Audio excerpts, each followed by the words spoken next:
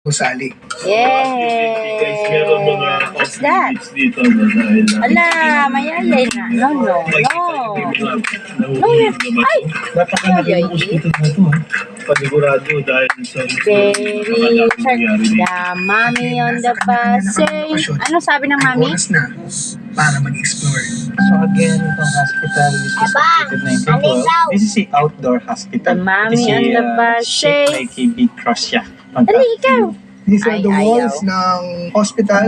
Medyo ano na siya, ikaw na butas-butas. May mga cracks na siya, pero good condition. Hi, pa rin siya guys. para Say sa hi, akin kasi guys. Hindi pa siya totally natitibag.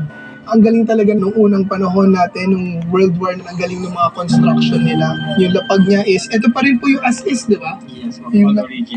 Grabe, 100 years old. ganda ng hospital, no? Dati. Maganda ba siya?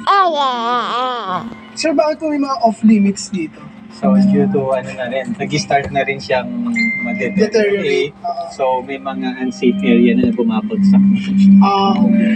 Habang nasa baba kami ay naisipan ni Kuya Rick na gamitin ng divining rod para malaman ang mga posibleng binabahayan ng mga entity sa second floor.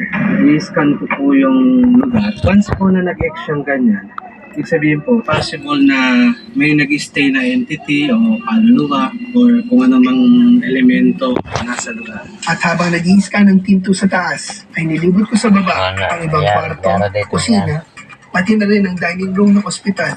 At may nakwento si Sir William tungkol sa mga doktor at nurse dito. Nang nagkagera kasi, lahat ng mga pasyente, nilipat nila doon sa loob ng Malintan Tunnel. Kanya nagkaroon sila ng underground hospital.